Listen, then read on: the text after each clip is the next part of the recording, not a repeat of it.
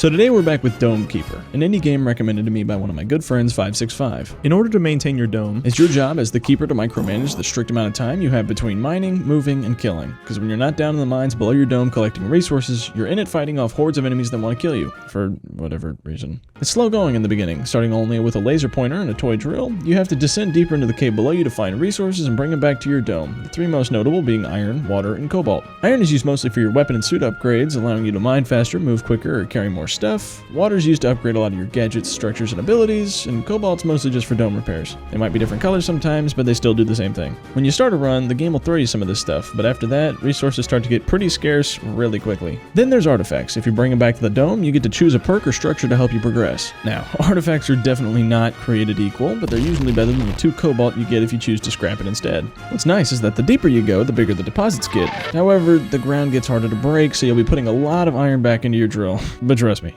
it's definitely worth it. Got all that? Good.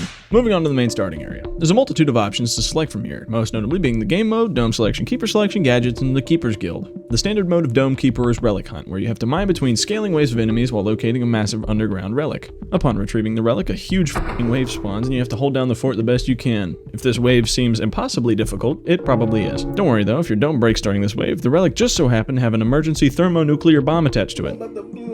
If you still manage to lose after that, that's kind of on you. Also, I'd just like to note that this is the only game I've ever seen where you asked for it as a difficulty. If you just so happen to get bored of Relic Hunt, check out the Guild Assignment tab. Here you can find an assortment of challenges where when completed, grant you medals that can be used to unlock permanent toggleable upgrades for future runs. At the moment, there's 4 different domes available, each one doing exactly what they say they do, and considering that the gameplay loop isn't necessarily dynamic, combining different domes with challenges really breathes a lot of life into the game and makes it feel really good to play. Alright, now focusing more closely on one of the runs that I had. For this one I decided to try out Bullet Hell, where every enemy is ranged and probably flies, and all of them definitely shoot projectiles at you. For dome choice I decided to use the Sword Dome, which at first seems absolutely abysmal for this game mode. However, I was banking on the ability of the sword to deflect projectiles using the built-in shield pad. You can also shoot the sword like a bullet, but honestly it's extremely underwhelming. Started off simple: hit floor, take resource, buy upgrade, skewer enemy, do it again. Now, for me to have any hope of this run being remotely successful, I need to upgrade my reflector from small dinner plate to Dark Souls door shield.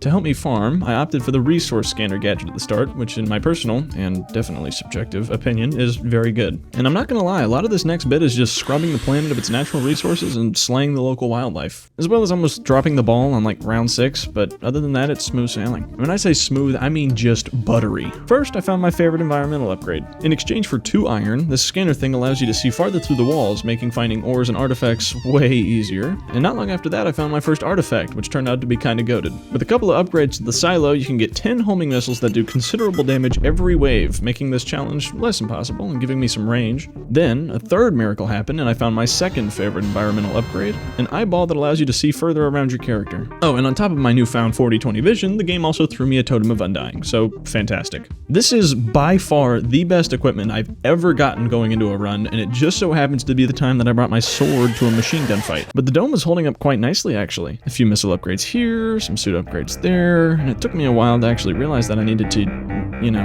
actually go find the artifact.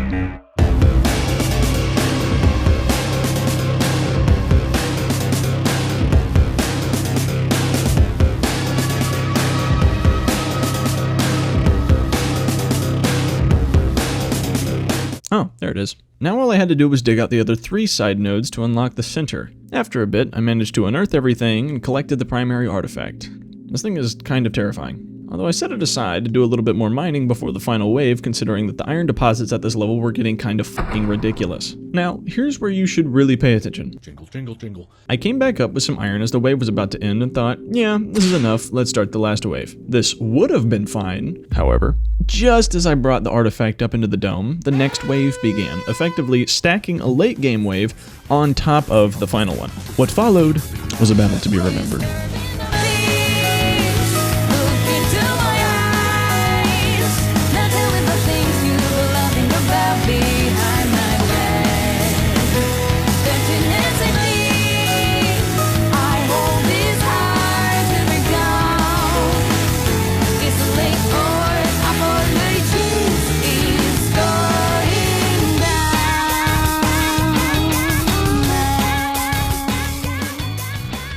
After using all my shields, health, and even resurrection, I had managed to cut down the wave to only 2 enemies. Unfortunately, both of them were really tanky and shot projectiles to the sides, meaning I couldn't block all of them, and none of them would deflect back towards them. My cobalt reserve grew thin, and neither enemy seemed close to death. And as this hour and 45-minute run drew to a close, I realized, maybe I should have picked the laser dome. Well, sometimes you win and sometimes you lose, and personally, I'm not much of a loser. Oh, the artifact save. I forgot the artifact nuke. So in the end, we did it. Even I forgot that the artifact could do that, but, you know, lucky for us, it can. I wouldn't necessarily consider this ending the most satisfying, but at the end of the day, we completed the assignment. Whew, this has by far been my most edited video, and if you got to here, thanks for sticking it through. Now, roll the credits.